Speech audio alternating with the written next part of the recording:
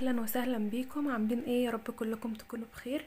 النهارده هننفذ مع بعض وردة بالشكل اللي انتوا شايفينه ده. طريقة سهلة جدا وبسيطة نقدر ننفذها للجاكيت، كوفية، بلوفر، جوانتي، حسب ما انت عايزة. الوردة شيك جدا، شكلها مجسم وحلوة. طريقة عمايلها سهلة جدا. الناس اللي استخدمت قبل كده غرزة الباف، هي يعتبر بنفس الغرزة، او مش يعتبر، هي حقيقي بنفس غرزة الباف. طريقة سهلة جدا وبسيطة هننفذها مع بعض. طبعا بتختاري الالوان حسب ذوقك، مش بجبرك على لون معين، حسب برضو اللون اللي انتي بتشتغلي بيه القطعة بتاعتك. يلا بينا نبدأ مع بعض. ما تنسوش تعملوا لايك للفيديو، سبسكرايب للقناة، وما تنسوش كمان تتأكدوا ان الجرس متفعل علشان يوصلكم كل جديد. بالمناسبة انا اشتغلت الوردة دي لجاكيت بناتي.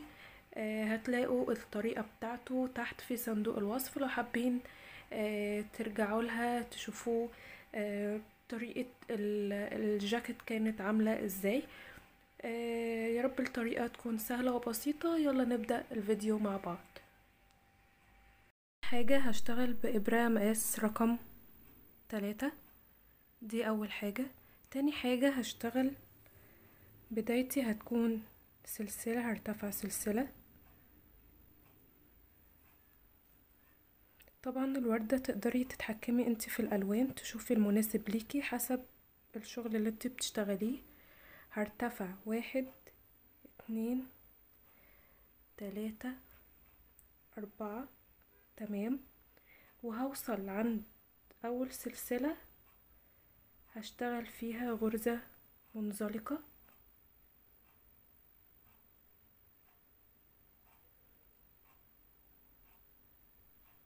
تمام كده. بعد كده برتفع سلسلة، وفي الدايرة اللي اتكونت دي، طبعا علشان الخيط رفيع فمش باين الدايرة، بس هي هنا، تمام.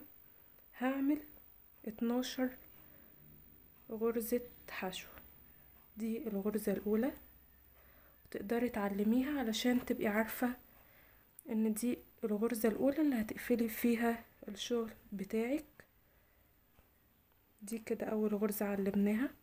هبدأ أشتغل جوه الدايرة 12 غرزة حشو. 2 3. وطبعا بتاخدي خيط البداية على قد ما تقدري تحت الشغل بتاعك. بتفضلي ماشية كده لغاية اما تخلصي 12 غرزة حشو بتوعك. وبعد كده بنبدأ نقفل الدوريات بتاعتنا دي.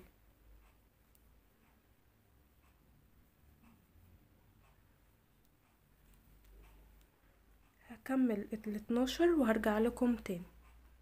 بعد كده هشيل العلامة بتاعتي وهشتغل في اول غرزة حشو كنت معلماها غرزة منزلقة علشان اقفل السطر بتاعي. بعد كده ارتفع 1 2 3 4، تمام كده. بعد كده بتلفي الخيط على الابرة وتبدأي تشتغلي في اول غرزة كانت هنا اللي طلعنا منها السلاسل بتاعتنا، وتطلعي كده بطول السلاسل بتاعتك وتلفي الخيط على الابرة وتطلعي من اللفتين، تمام. تلفي الخيط على الابرة، تدخلي في نفس المكان وتطلعي بطول الاربع سلاسل وتلفي الخيط على الابرة وتطلعي من اول 2، بقى معاكي 3 لفات. تلفي الخيط على الابرة، تدخلي في نفس المكان وتسحبي الخيط بتاعك بنفس طول الاربع سلاسل وتلفي الخيط على الابرة، تطلعي من اول 2 4 لفات. تلفي الخيط على الابرة وتدخلي في نفس المكان، تطلعي بالطول كده وتطلعي من اول 2، بقى معاكي 5 لفات. تلفي الخيط على الابرة وتدخلي في نفس المكان وتطلعي بالشكل ده، وتلفي الخيط على الابرة وتطلعي من اول لفتين. بقى معاكي 6 لفات. اللفة طبعا الاولى دي اللي هي السلاسل الارتفاع اللي احنا عاملينها، والخمسة العواميد اللي احنا اشتغلناهم مع بعض. تمام كده، دي اول غرزة عملناها في اول غرزة حشو. هلف الخيط على الابرة وهروح على السلسلة اللي وراها اللي عليها الدور،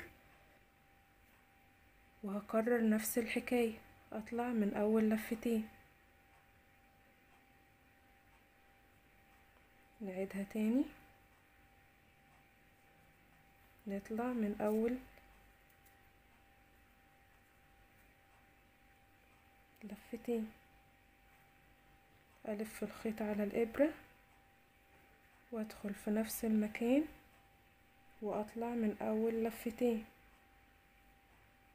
تمام، الف الخيط على الابرة وادخل في نفس المكان واطلع من اول لفتين. بقى معايا 3 6 9، لسه فاضل لي 2. الف الخيط على الابرة، ادخل في نفس المكان، اطلع من اول لفتين. تمام،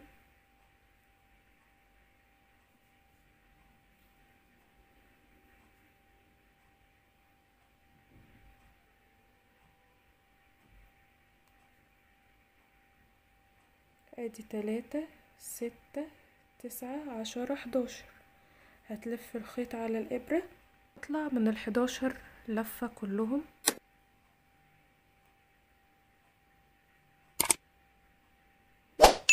كده،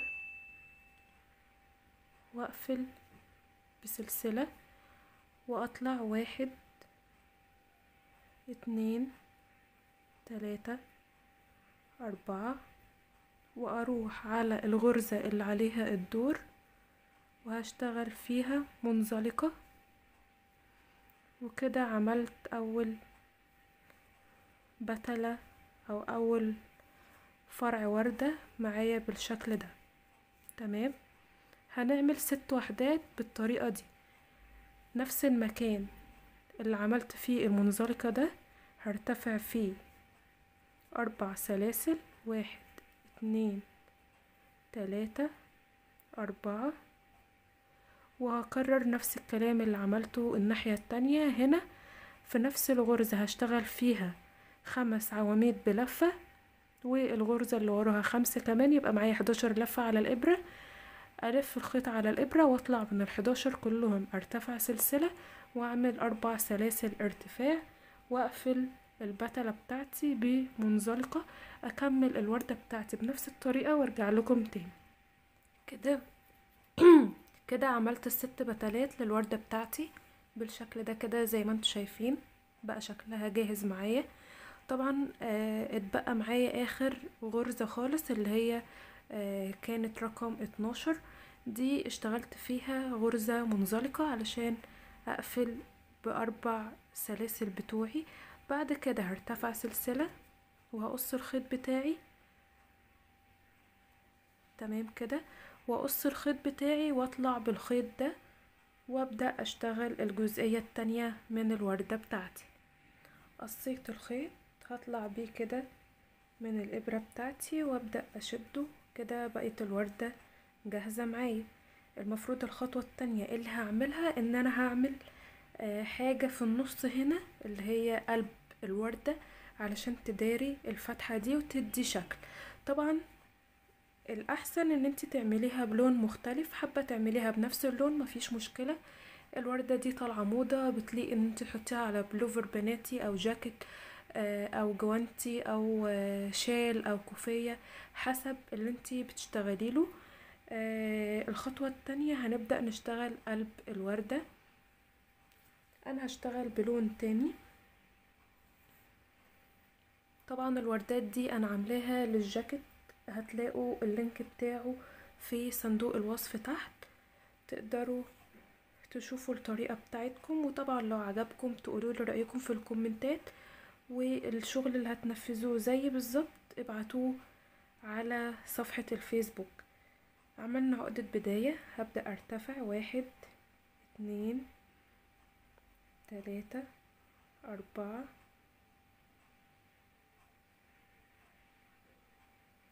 5 6. في الخيط على الإبرة وهحط ايدي كده على اول سلسلة، وفي السلسلة التانية هدخل بالشكل ده وهبدأ اشتغل غرزة الحموصة بتاعتي. الف الخيط، اطلع من اول لفتين، الف الخيط وفي نفس المكان اشتغل عمود بلفة بس مش هكمله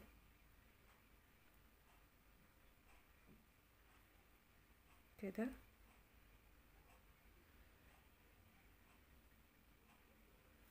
العمود التاني، التالت،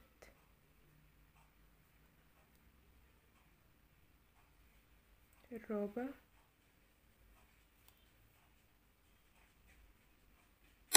الخامس، السادس،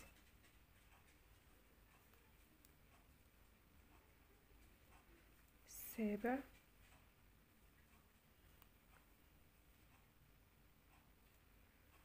الثامن والأخير.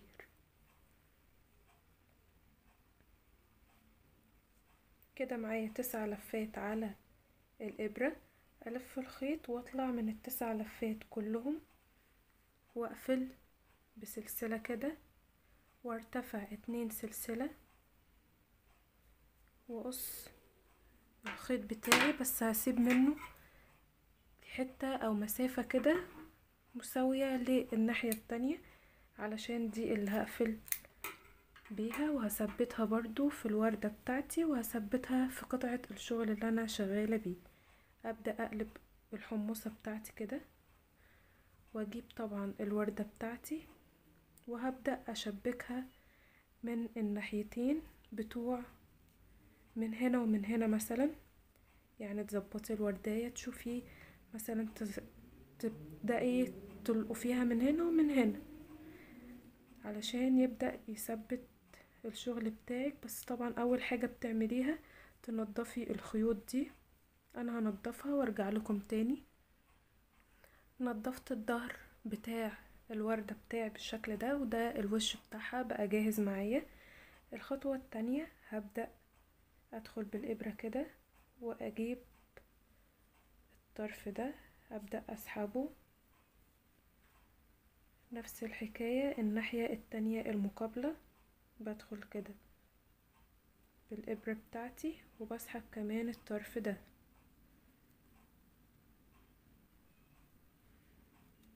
بالشكل ده، وابدأ اثبت غرزة الحموصة بتاعتي بالشكل ده. شكلها بقى لذيذ جدا.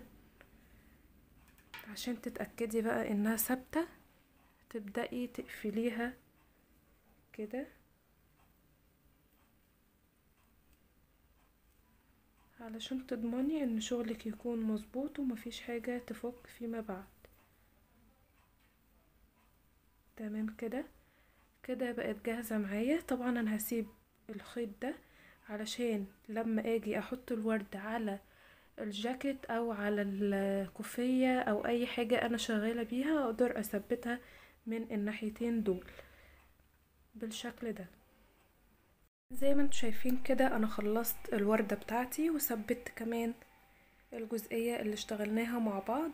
يا رب تكون الطريقة سهلة جدا وبسيطة وتكون وصلت لكم وعجبتكم، تقدروا تنفذوها. وما تنسوش كمان اللي بتنفذوه تصوروه تبعتهولي على صفحة الفيسبوك بنفس اسم القناة سارس كروشيه اند كيتشن. وما تنسوش كمان اللايك، وما تنسوش كمان تقولولي رأيكم في الكومنتات. اشوفكم على خير واستنوني الفيديو اللي جاي. يا رب تكون الطريقة سهلة وبسيطة، والسلام عليكم.